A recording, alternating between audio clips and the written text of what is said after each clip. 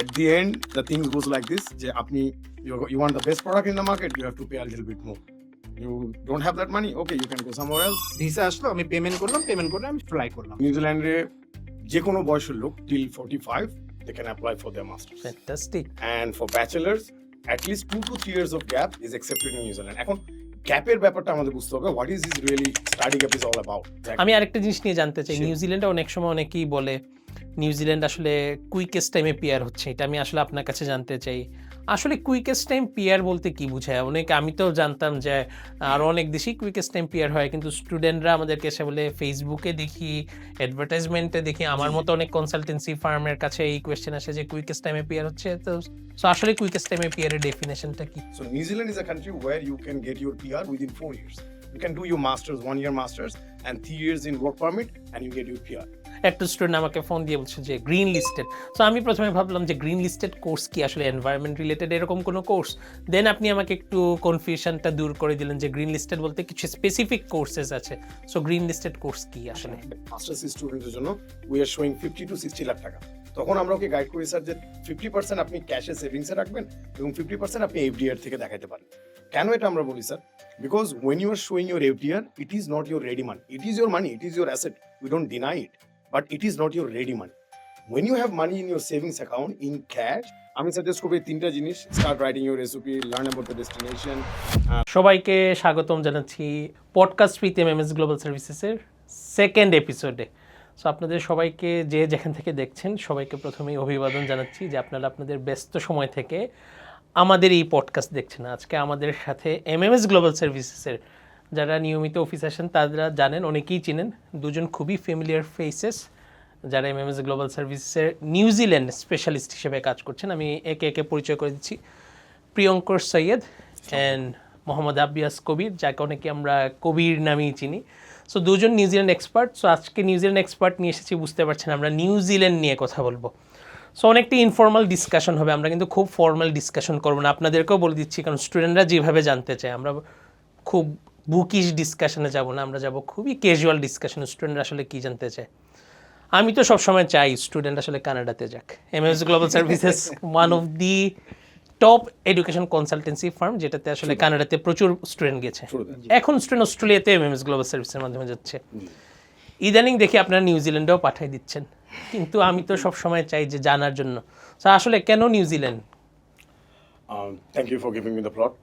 Bhaiya, if I say honestly, right at this moment, if anyone কেউ যদি চিন্তা করে যে সে যে ইনভেস্টমেন্ট করছে বাইরে যাওয়ার জন্য ফর দেয়ার হায়ার স্টাডিজ, তাদের বেস্ট ইনভেস্টমেন্ট রিটার্ন তারা কোন দেশ থেকে পাবে, সেক্ষেত্রে এই মুহূর্তে New Zealand is the best country to invest for your higher studies, to settle up. And যদি আপনি হিসাব করেন যে আর কি রিজন থাকতে পারে এই মুহূর্তে নিউজিল্যান্ডে have PR is the fastest. Second, there are many varieties of subjects and opportunities in New Zealand. That's how you can get settled into New Zealand. Rather than that, New Zealand weather job market is very fine. Fourth, the whole New Zealand government system is very good for bringing up your children, where the education is almost free, and so many other things. New Zealand যাওয়ার জন্য ভাই রিজনের actually অভাব নেই, আপনাকে নিজেকে reason দিতে হবে যে আপনি কেন নিউজিল্যান্ডে যাবেন না at this moment. If you want to do your higher studies overseas somewhere, then why it is not New Zealand, then you have to give them a reason by yourself. It's not like that. That's why I think New Zealand is the best product right at this moment. আচ্ছা, আপনার কথা আমি বললাম, আমি আমার বয়স বলতে চাই না আসলে, যারা ইয়েতে, কিন্তু আমি কি নিউজিল্যান্ডে যেতে পারবো কিনা আসলে? ভাইয়া, বাই বুক নিউজিল্যান্ডে যে কোনো বয়সের লোক till 45 they can apply for their masters. Fantastic. And for bachelors at least 2 to 3 years of gap is accepted in New Zealand. এখন গ্যাপের ব্যাপারটা আমাদের বুঝতে হবে, what is this really study gap is all about. আমরা অনেকে মনে করি যে পড়াশোনার পরে কেউ জব করছেন তারও হয়তো স্টাডি গ্যাপ আছে।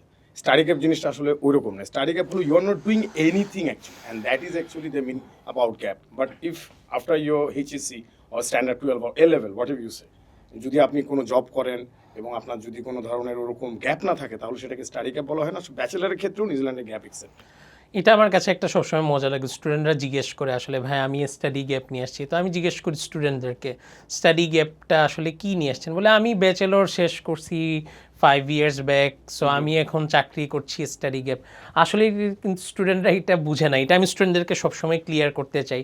স্টাডি গ্যাপ হলো কি আপনার পড়ার মাঝের গ্যাপটা। সো ব্যাচেলর করলেন, আপনি চাকরি করছেন, এটা কিন্তু স্টাডি গ্যাপ না। এটাও স্টুডেন্টরা অনেকে বুঝতে পারে না। স্টুডেন্টরা এসে জিজ্ঞেস করে, ভাই আমার স্টাডি গ্যাপ 5 years। তো আমি আপনার এখান থেকে একটা, যদি আমি বলি প্রত্যেকটা ডিসকাশন থেকে আমি একটা, প্রতিটা কোয়েশ্চেন থেকে একটা কি পয়েন্ট নিব। এটাতে আমার একটা কি পয়েন্ট হচ্ছে নিউজিল্যান্ড খুব কুইক পিয়ার দেয়, ফ্যান্টাস্টিক। নিউজিল্যান্ড খুব তাড়াতাড়ি পিয়ারের পাশাপাশি আপনার বয়সটাও কনসিডার করছে, যেটা আসলে অনেক মেজর লিমিটেশন। সো ভালো, আপনার পয়েন্টটা থেকে আমি নিউজিল্যান্ডের প্রতি একটু একটু কনভিন্সড হচ্ছি। বাট সেশন শেষে যারা অডিয়েন্স এন্ড স্টুডেন্ট তারা ডিসাইড করবেন যে আপনি কতটুকু তাদেরকে নিউজিল্যান্ডের প্রতি অ্যাট্রাক্ট করতে বলেন। হ্যাঁ, আপনি অনেক বলতে চাচ্ছেন, আমি আরো তাহলে আমি একটু অ্যাড করে দেবো একটা জিনিস, মানে মাস্টার্সের ক্ষেত্রে যেটা ভাইয়া, মানে বাইরের দেশে এডুকেশনে কিন্তু বয়স বলে কোনো কথা নেই। Anyone can be a student at any time. আমরা অনেকে জানি না, আমাদের লাস্ট কয়েকটা ফাইলেও প্র্যাকটিক্যাল আপনি দেখেছেন যে আমাদের লাস্ট কয়েকটা ফাইলে আমরা 8 years 9 years নিউজিল্যান্ডে গ্যাপে অফার লেটার এনেছি।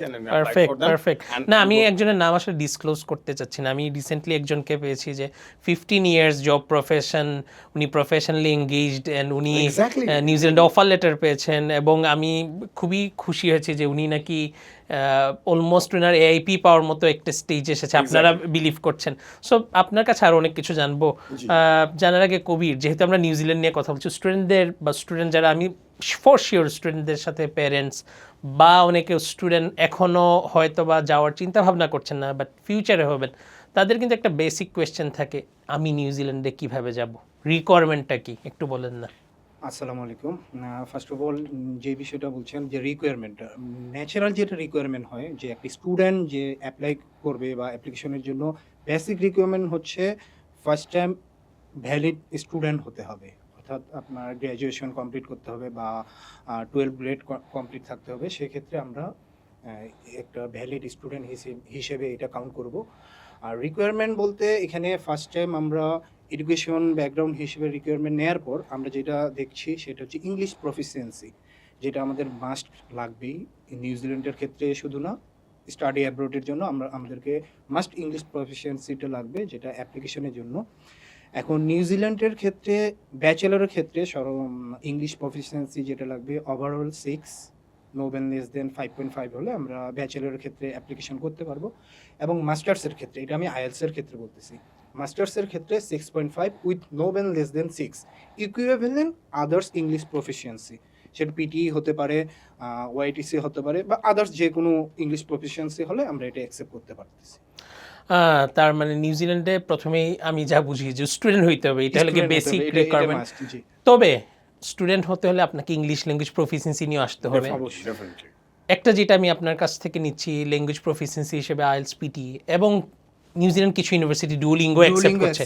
সো এটা একটা প্লাস পয়েন্ট। অনেক স্টুডেন্ট বলেন, ভাই আমি প্রফেশনাল, আমার জন্য সময় হচ্ছে না। সো আপনাদের জন্য একটা ভালো অ্যাডভান্টেজ থাকছে, আপনার আইএলটিএস, পিটি পর ডুওলিঙ্গো দিতে পারছেন। সো এটা একটা খুবই এক্সক্লুসিভ অপরচুনিটি। আমি আরেকটা জিনিস নিয়ে জানতে চাই, নিউজিল্যান্ডে অনেক সময় অনেকেই বলে নিউজিল্যান্ড আসলে কুইকেস্ট টাইমে পিয়ার হচ্ছে, এটা আমি আসলে আপনার কাছে জানতে চাই, আসলে কুইকেস্ট টাইম পিয়ার বলতে কি বোঝায়? অনেক, আমি তো জানতাম যে আরও অনেক দেশেই কুইকেস্ট টাইম পিয়ার হয়, কিন্তু স্টুডেন্টরা আমাদেরকে এসে বলে ফেসবুকে দেখি, অ্যাডভার্টাইজমেন্টে দেখি, আমার মতো অনেক কনসালটেন্সি ফার্মের কাছে এই কোয়েশ্চেন আসে যে কুইকেস্ট টাইমে পিয়ার হচ্ছে। তো সো আসলে কুইকেস্ট টাইমে পিয়ারের ডেফিনেশনটা কি? আচ্ছা বস, আমি আপনাকে জিনিসটা কারেন্ট মার্কেট ওয়াইজ বলি। এভরিবডি যারা নাকি বস, যারা বিদেশে যেতে যাচ্ছে to higher studies, most of them তাদের মেইন টার্গেট থাকে, 90% of them main target is to settle down as soon as they can. So নিউজিল্যান্ডে সব দেশেই সেটেলমেন্ট হয়, প্রিটি মাচ কোনো দেশে সেটেলমেন্ট হয় না এমন নাই, সব দেশেই সেটেলমেন্ট হয়। Maybe in some countries it takes 10-20 years, maybe in some countries it takes 5-6-4 years. So New Zealand is a country where you can get your PR within 4 years. You can do your masters, 1-year masters, and 3 years in work permit, and you get your PR. If you're eligible to get a 1-year masters, then আপনার 3 বছর থাকলে in total 4 বছরে আপনি PR পেয়ে যাচ্ছেন, specially আপনার সাবজেক্টটা যদি গ্রিন লিস্টেড সাবজেক্ট। আমি একটু জিজ্ঞেস করব কবির, এটা নিয়ে আসলে আমাদের একটা খুব ইন্টারেস্টিং একদিন কনভারসেশন হচ্ছিল, আমি আপনাকে শেয়ার করলাম। একটা স্টুডেন্ট আমাকে ফোন দিয়ে বলছে যে গ্রিন লিস্টেড। সো আমি প্রথমে ভাবলাম যে গ্রিন লিস্টেড কোর্স কি আসলে এনভায়রনমেন্ট রিলেটেড এরকম কোনো কোর্স? দেন আপনি আমাকে একটু কনফিউশনটা দূর করে দিলেন যে গ্রিন লিস্টেড বলতে কিছু স্পেসিফিক কোর্সেস আছে। সো গ্রিন লিস্টেড কোর্স কি আসলে? গ্রিন লিস্টেড কোর্সের মধ্যে আমাদের স্ট্রিম বেসড প্রোগ্রামগুলো গ্রিন লিস্টেডের মধ্যে পড়ে। তারপর হচ্ছে health related, IT related, engineering সেক্টরে, তারপরে এডুকেশন রিলেটেড কিছু কোর্স আছে যেগুলো গ্রিন লিস্টের মধ্যে পড়ে। সেক্ষেত্রে আমরা এটা যেটা বলে থাকি যে স্ট্রিম রিলেটেড যেগুলো প্রোগ্রাম আছে এগুলো আমাদের গ্রিন লিস্টেডের মধ্যে পড়ে। অর্থাৎ আমরা এখানে দেখা যাচ্ছে আইটি ব্যাকগ্রাউন্ডে অনেক কিছু কোর্স থাকে, তারপরে এডুকেশন রিলেটেড কিছু কোর্স থাকে, ইঞ্জিনিয়ারিং যেমন অনেক ক্ষেত্রে ইঞ্জিনিয়ারিং অলমোস্ট অনেকগুলোই কোর্স থাকে যেগুলো হচ্ছে গ্রিন লিস্টেডের আন্ডারে পড়ে। বিজনেসের কোনো কোর্স কি হ্যাঁ, গ্রিন লিস্টেড আছে? অবশ্যই বিজনেসের কোর্সে গ্রিন লিস্টেড আছে কিছু পরিমাণে। পারফেক্ট। তার মানে গ্রিন লিস্টেড কোর্স এটা কিন্তু একটা মেজর অ্যাডভান্টেজ হচ্ছে। তার মানে স্টুডেন্টদেরকে আমি বলবো যে আসলে খুবই সিলেক্টিভ হতে হবে, সে কি কোয়েশ্চেন মানে কোর্স কি course সিলেকশন select কি করবে, করছে। সো exactly, কোর্স সিলেকশনটা exactly. একটা হলো ইম্পর্টেন্ট Important. ফ্যাক্ট, তার উপর Very ডিসাইড important করছে। সো গ্রিন লিস্টেড কোর্স আমি যা আপনাদের ডিসকাশন থেকে বুঝি যে অনেকটা হলো গিয়ে স্টেম বেসড কোর্সেস, কিছু হলো গিয়ে health care relevant courses, even বিজনেসের ক্ষেত্রে অনেক সময় বিজনেস অ্যানালিটিক্স যেগুলিকে আমরা এখন বলি blended courses with the relevance of science relevant science program, এগুলোও কিন্তু আসলে গ্রিন লিস্টেড listed, কোর্সেস হয়ে গেছে। অনেক সময় অনেক বিজনেস প্রফেশনাল আসলে বলে ভাই আমি কি গ্রিন লিস্টেড কোর্সে যেতে পারছি। সো এটাও একটা ফ্যান্টাস্টিক অপরচুনিটি। আমি আরেকটা জিনিস যেহেতু আপনার সাথে আসলে পয়েন্ট নিচ্ছিলাম যে কুইকেস্ট টাইমের পিআর বললেন, খুবই ভালো। পিআর আসলে আমাদের দেশের পার্সপেক্টিভ থেকে মানুষ পিআরের জন্য যায়, এটা আসলে অনেস্ট একটা Standard of discussion. life, residency. মানুষ বাইরে যেতে চাই আসলে, কিন্তু সে কত তাড়াতাড়ি পিআর পাবে। আমি এটা বুঝতে পারলাম যে নিউজিল্যান্ডে আসলে খুব কুইক টাইমে পিআর হচ্ছে, কিন্তু অনেক সময় অনেকেই বলে নিউজিল্যান্ডে আসলে টিউশন ফিজ প্রিটি মাচ এক্সপেন্সিভ। এই ক্ষেত্রে আসলে আপনার কি মনে হয় নিউজিল্যান্ডকে আসলে টিউশন ফিজের ব্যাপারটা কি রকম? I won't deny, boss, New Zealand is a bit expensive country than the other countries at this moment. But boss, when you go to the market, when you buy the best product in the market, you pay the best price, Yes. right? So New Zealand is about that. But when you compare, যখন নাকি আপনি maybe you are going to study in the Europe. Let's see, Germany is not taking students right at this moment. Let's say we go to Sweden. Sweden যদি দেখি boss, at this moment, আপনার average tuition fee for a student yearly is from 15 to 18 lakhs, depending on the subject, depending on the university and the stuff. So in New Zealand, that might be 22 to 24, from 18 to 18 lakh থেকে শুরু করে 20-22 লাখের মধ্যে হতে পারে। So আপনার ডিফারেন্সটা দেখতে হবে। ডিফারেন্সটা কিন্তু বস একটু বেশি নিউজিল্যান্ডে, কিন্তু আপনি যে ভ্যালুটা ইন রিটার্নে পাচ্ছেন that is much more. So at the end the things goes like this, যে আপনি you want the best product in the market, you have to pay a little bit more. You don't have that money, okay, you can go somewhere else. It's simply like that, simply like that. না এখন অনেকেরই আসলে priority চলে আসছে এখানে PR. আমি একটু add করতে চাচ্ছি, যেটা হচ্ছে বিষয়ে আপনি যেটা কোশ্চেন করলেন যে নিউজিল্যান্ডের একটু হাই, সেক্ষেত্রে ব্যাপারটা দেখা যায় যে অনেক ক্ষেত্রে দেখা যাচ্ছে যে কানাডার কোনো কোর্স, অস্ট্রেলিয়ান কোর্স, সেই ক্ষেত্রে কিন্তু অস্ট্রেলিয়ার কোর্স এবং কানাডার কোর্স অনুযায়ী কিন্তু নিউজিল্যান্ডটা এটা কিন্তু আপনি বেশি একটা না, ভালো খুব পয়েন্ট বেশি বলছেন, না। কারণ Exactly, কারণ যদি আপনার- আমি বলি ইউরোপিয়ান জি। ডেস্টিনেশন কিন্তু আলাদা। আলাদা, সো yes. এই ক্ষেত্রে স্টুডেন্ট কিন্তু কম্পেয়ার করে Canada, Australia, New Zealand, New Zealand yes, এগুলিকে নিউজিল্যান্ড, একই সাথে। জি, স্যার। সো এগুলি কি অলমোস্ট সেম? অলমোস্ট সেম বলতে আমি এর তুলনায় বলবো নিউজিল্যান্ডটা অনেক কস্ট কম। সেক্ষেত্রে নিউজিল্যান্ডে একটা বিষয় যেটা আমাদের মধ্যে আমাদের স্টুডেন্টের একটু প্রেশার হয়ে যায়, যেটা হচ্ছে এআইপি পাওয়ার পরে 1 বছরের টিউশন ফি দিয়ে যাওয়াটা। সেক্ষেত্রে এটা একটু প্রেশার হয়ে যায়। বাট এই এআইপি পাওয়ার পরে আমরা যখন টিউশন ফিটা পে করে যাচ্ছি, তখন কিন্তু স্টুডেন্ট যখন ফ্লাই করছে তার মাথায় কিন্তু সেটা থাকছে না যে আমাকে টিউশন ফিটা ম্যানেজ করতে হচ্ছে আদার্স। তখন সে এজ ইউজুয়াল তার পড়াশোনার দিকে একটু মনোযোগ দিল বা আদার্স কোনো কাজ করলো, এভাবে এটা ভালো জিনিস বলছেন। আমার কাছে মনে হয় তো এটা অনেক সময় আমি এটাকে প্লাস পয়েন্ট হিসেবে নিতে চাই। অবশ্যই। কি কারণে প্লাস পয়েন্ট হিসেবে নিতে চাই? যখন সে এআইপি পাইলো, অ্যাপ্রুভাল ইন প্রিন্সিপাল পাচ্ছে, তারপর সে 1 বছরের টিউশন ফিস দিচ্ছে।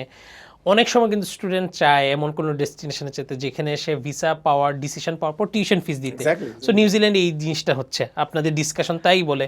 আরেকটা জিনিস আমি যেটা প্লাস পয়েন্ট দেখছি, স্টুডেন্টের কিন্তু এটা একটা বার্ডেন থাকে অনেক সময় যে সে টিউশন ফিস কখন দিবে। সে যখন Very 1 true, বছর very tuition true fees that, দিয়ে very true যাচ্ছে, that's আমার মনে হয় সে তো অনেকটুকু স্ট্রেস ফ্রি হিসেবেই যাচ্ছে। Exactly, এটা খুবই একটা ইম্পর্টেন্ট ডিসকাশনের মধ্যে চলে আসলো যে যেহেতু অ্যাপ্রুভাল ইন প্রিন্সিপাল আসার পর অ্যাপ্রুভাল ইন প্রিন্সিপাল পাওয়ার জন্য তো নিশ্চয়ই কিছু শর্ত আছে। সো আমি প্রথমে আরেকটা জিনিস জানতে চাই, আমি এটা কবিরের কাছ থেকে জানবো যে কবির আপনি জিনিসটা একটু বলবেন যে স্টুডেন্ট আসলে ভিসা পাওয়ার জন্য একটা ইম্পর্টেন্ট জিনিস হলো কি কিন্তু ফাইন্যান্সিয়াল ডকুমেন্টস।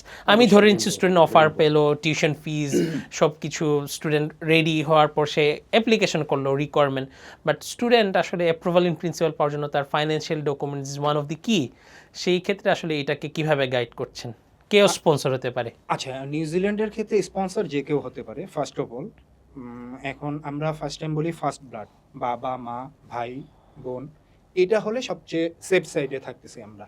তার আগে আমি আরেকটা কোশ্চেন মানে অ্যান্সার নিজে থেকে, যেটা আমি মানে আপনার কোশ্চেনের উপর ডিপেন্ড করে যেটা বলতেছি, যে অনেক ক্ষেত্রে দেখা যাচ্ছে যে আমাদের আদার্স ডেস্টিনেশনে যখন আমাদের ভিসা রিফিউজাল হওয়ার পর দেখা যাচ্ছে যে আমাদের টিউশন ফিটা আনতে অনেক সময় হ্যাসেল হয়। সেক্ষেত্রে কিন্তু আমরা এটা একটা সেফ সাইডে থাকতেছি।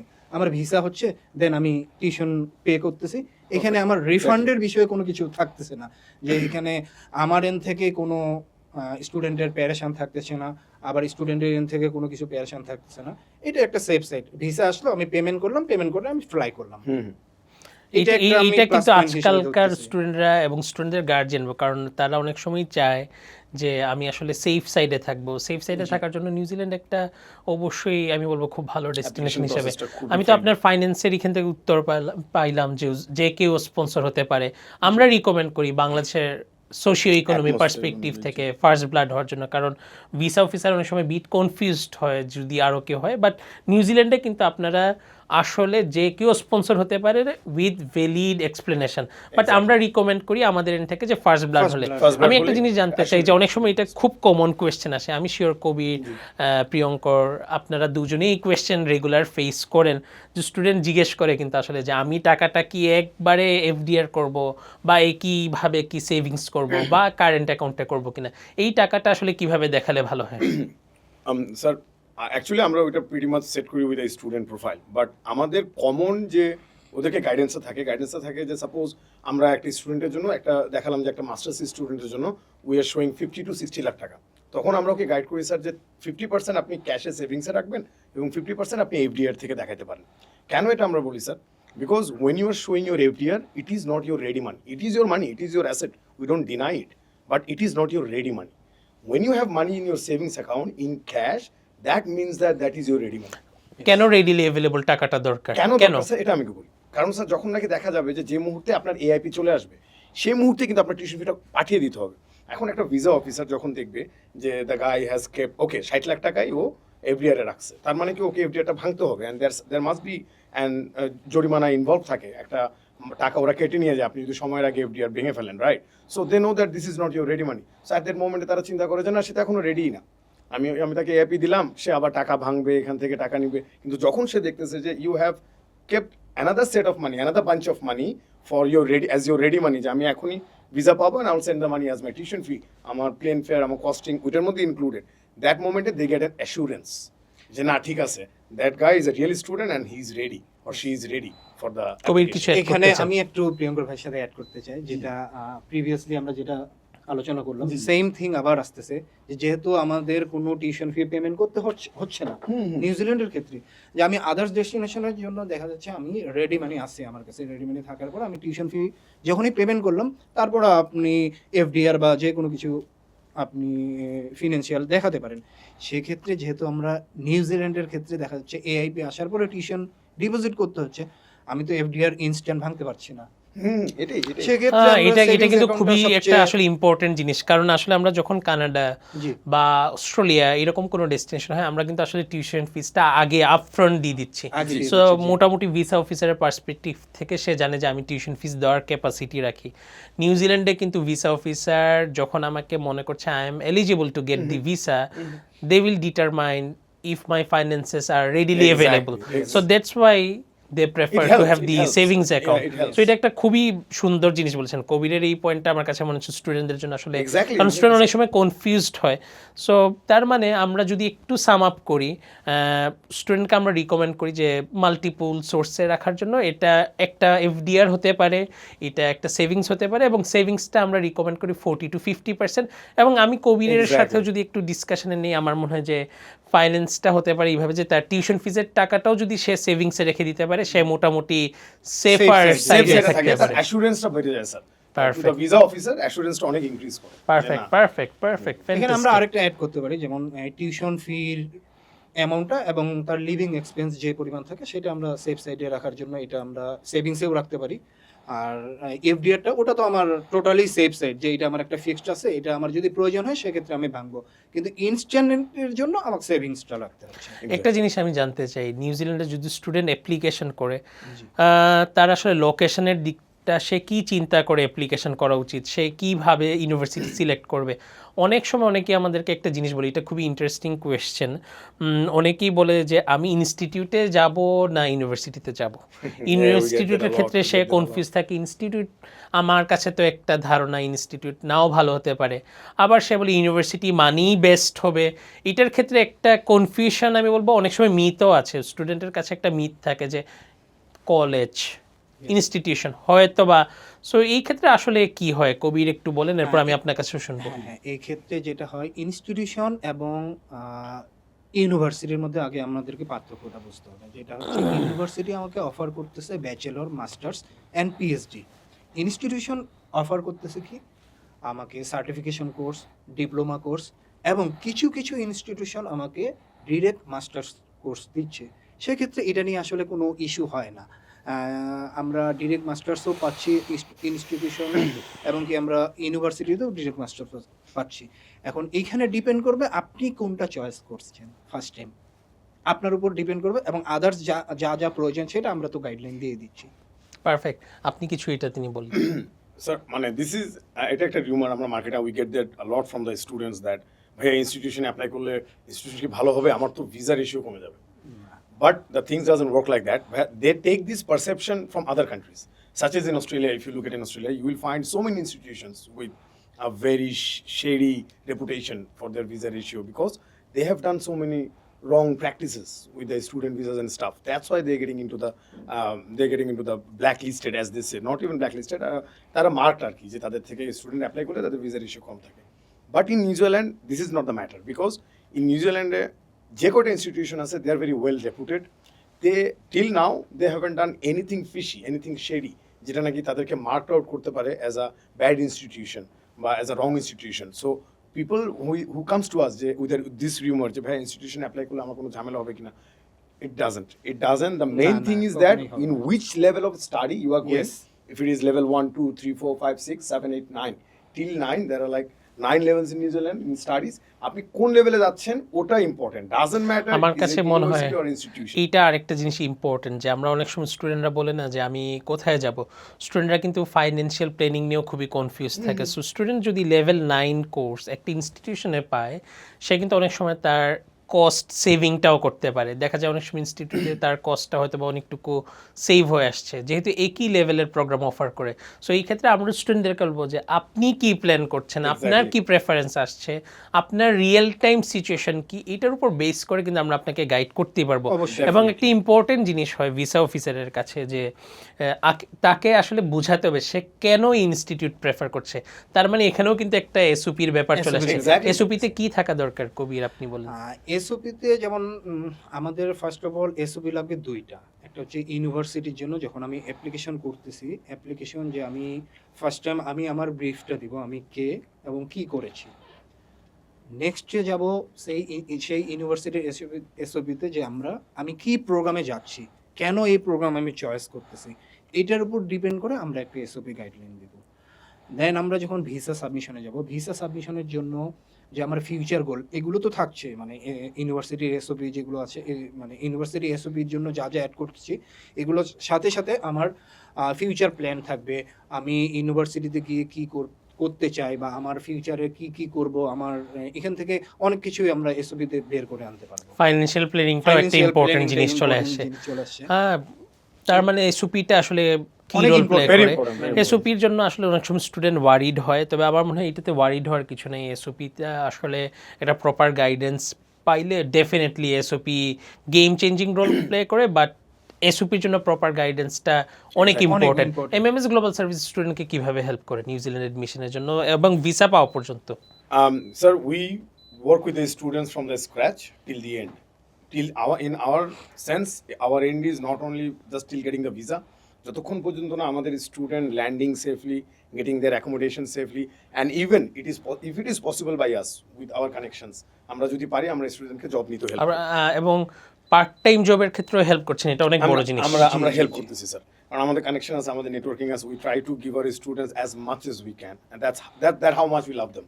বাট আমি স্যার এসওপির ব্যাপারে দুটো জিনিস অ্যাড করবো স্যার। অ্যাজ ইউ সেড, আমরা স্যার এসওপিকে 3টা ভাগে ভাগ করেছি sir. The first one is your introduction. Who are you? Where you came from? What kind of studies you did? Why you did those studies? Second part is where are you going? Why this subject? How it relates to your past studies, past academics, or your goal with your life? And the fourth one is where you see yourself in the future. Your job opportunities. You explore the world. How it will help you out to make your career bigger and better. So that's how the SOP should be. আমি প্রতিটা স্টুডেন্টকে একটা suggestion করতে চাই। We get a very much students pi sir, যারা নাকি এসে বলে ভাই আমাকে এসওপিটা লিখে দিবেন, আমাকে এসওপিটা লিখে দিবেন। আমি স্টুডেন্টদের জন্য বলতে চাই, it doesn't make you a good student, it doesn't even make you a student. এখানে আরেকটা জিনিস অ্যাড করতে চাচ্ছি ভাই আমি, যে আপনি যদি একটা এসওপি লিখতে না পারেন, আপনি কমপ্লিট করবেন কিভাবে পড়াশোনা? এক্স্যাক্টলি। আমার মনে হয় যে এমএমএস গ্লোবাল সার্ভিসেস এই জায়গাটাতেই আউটস্ট্যান্ডিং একটা পজিশন নিয়েছে, যে এমএমএস গ্লোবাল সার্ভিসেস অবশ্যই। অনেস্ট ফিডব্যাক দিই স্টুডেন্টকে, এবং আমার মনে হয় এটা দরকার, তাকে Transparency. নেক্সট ফেজের জন্য প্রিপেয়ার করাটা খুবই ইম্পর্টেন্ট। একটা এসওপি ডেফিনেটলি অবশ্যই, প্রফেশনাল অবশ্যই। গাইডেন্স এন্ড অ্যাসিস্ট্যান্স থেকে আমরা এমএমএস help গ্লোবাল দিচ্ছি, আমরা সার্ভিসেস help দিচ্ছি, but অ্যাসিস্ট স্বাভাবিক করবে, বিষয়। But you know hmm you are, আপনি জানেন আপনার সম্পর্কে। সো Exactly, এটা একটা exactly. মানুষের জন্য খুবই ইম্পর্টেন্ট জিনিস। উই মাইট বি আমরা আসলে আজকে ডিসকাশনটা আরো বড় হলেও খুব ভালো হতো, কিন্তু আমি জানি যে আমাদের একটা টাইম কনস্ট্রেইন আছে। অবশ্যই। আমি একটা জিনিস জানতে চাই কবিরের কাছে, যে অনেক স্টুডেন্ট জিজ্ঞেস করে ইনটেক কবে কবে, কখন আমরা স্টুডেন্টদেরকে প্লেস করতে পারি। সো স্টুডেন্টদের সামনে এইচএসসি রেজাল্ট আসছে, তারা কি পারবে ইমিডিয়েটলি অ্যাপ্লাই করতে? হ্যাঁ, অবশ্যই ইমিডিয়েট ইনটেকে আমাদের জানুয়ারিতে পারবে। সেক্ষেত্রে নিউজিল্যান্ডের ক্ষেত্রে আমরা 4টা ইনটেক ধরবো। আমাদের বিগ ইনটেক হচ্ছে জানুয়ারি ফেব্রুয়ারি যেটা, আর সেপ্টেম্বরের দিকে। আর মিডিলে আমরা কিছু মে ইনটেকে পাবো, জুলাইয়ের দিকে হয়তো বা কিছু পাবো, তবে মে ইনটেক পাবো আমরা।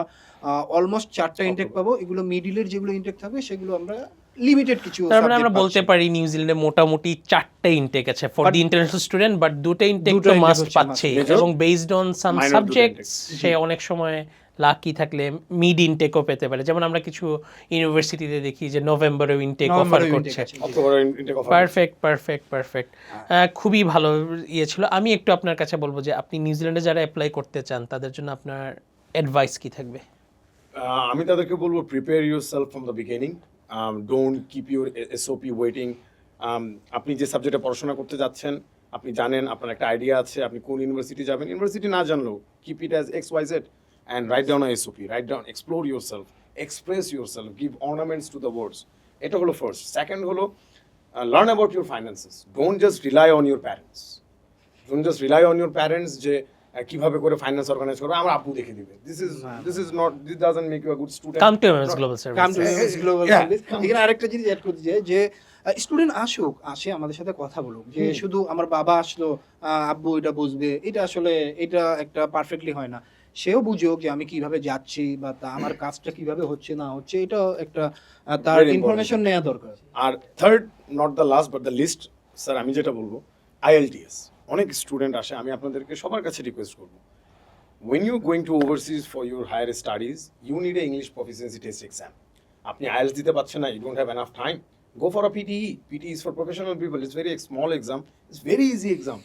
আপনারা যদি এই দুটো জিনিস আমাদের কাছে না নিয়ে আসেন, we won't be able to help you out properly. Even you won't be able to help yourself properly. So আমি সাজেস্ট করবো এই 3টা জিনিস: start writing your SOP, learn about the destination, learn about your finances, and definitely get an IELTS score, and we are here to help you out.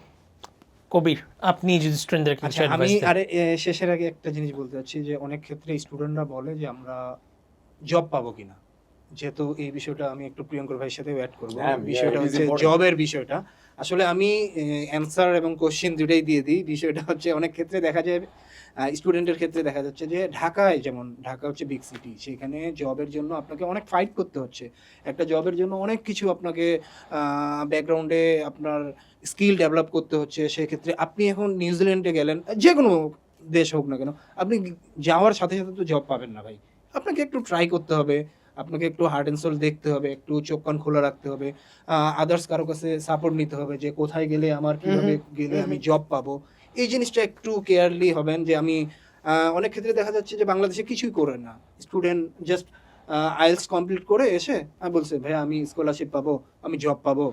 আসলে আপনি আমার যদি- মনে হয় স্টুডেন্টদের এই ব্যাপারে খুবই Careful আসলে হওয়া দরকার। কেয়ারফুল হওয়া উচিত এবং নিজেদেরকেও একটু অ্যাওয়ার হওয়া উচিত। অনেক স্টুডেন্ট এসে অবশ্যই। আমাদেরকে বলে স্কলারশিপ পাবে কিনা, বাট স্টুডেন্টকে নিজেদেরও বুঝতে হবে সে এলিজিবল কিনা। Yes. Exactly, scholarship exactly. পাওয়ার জন্য কিছু বেসিক রিকোয়ারমেন্ট থাকে, এই রিকোয়ারমেন্ট ফুলফিল না করে অনেক সময় স্টুডেন্টরা স্কলারশিপ চায়। আমাদের সময় যেহেতু একদম কম, কবির লাস্ট অ্যাডভাইস। লাস্ট অ্যাডভাইস হচ্ছে আপনারা কোনো কিছু গাইডলাইনের জন্য আমাদের এমএমএস গ্লোবাল সার্ভিসের সাথে যোগাযোগ করতে পারেন এবং কি আমরা 1-to-1 আপনাদেরকে হেল্প করব যে কোনো কিছু ইউনিভার্সিটি চয়েসের ক্ষেত্রে এবং আদার্স যা যা প্রয়োজন হয় আমরা হেল্প করব। আমাদের এন থেকে যা যা করণীয় আমরা ইনশাল্লাহ করব। আপনারা আমাদের অফিসে ভিজিট করুন। অসংখ্য ধন্যবাদ এই দুজনকে, কবির এবং প্রিয়ঙ্কর ভাই দুজনেই ছিলেন, দুজনেই এমএমএস গ্লোবাল সার্ভিসেসের নিউজিল্যান্ড নিউ স্টুডেন্টদেরকে খুবই কাইন্ড একটা অ্যাপ্রোচ নিউ স্টুডেন্টদেরকে সাপোর্ট দিচ্ছেন। Thank you. সবাইকে ধন্যবাদ যারা আজকে সময় নিয়ে এই পডকাস্টটা দেখলেন। স্টুডেন্ট অ্যান্ড গার্জিয়ান সবাইকে রিকোয়েস্ট করব যে যদি এখান থেকে আপনারা পুরোটা দেখে কিছুটা তথ্য পান আমরা খুবই খুশি হব। এরপরও যদি আপনার কোনো কনফিউশন থাকে আমাদেরকে নক করলে কিন্তু আমরা ফ্রি কাউন্সিলিং প্রোভাইড করি, স্টুডেন্টদেরকে ইভেন আমরা অনলাইনেও অ্যাসিস্ট করি। সো আমাদের সাথে সংযুক্ত থাকতে আমাদের ফেসবুক পেজে আপনারা লাইক দিয়ে থাকতে পারেন এবং আমি বলবো অবশ্যই আমাদের পডকাস্ট আমাদের ফেসবুক অ্যান্ড ইউটিউবে দেখে আমাদের সাথে কানেক্টেড থাকুন। সবাইকে ধন্যবাদ। আল্লাহ হাফেজ। আল্লাহ হাফেজ। Thank you.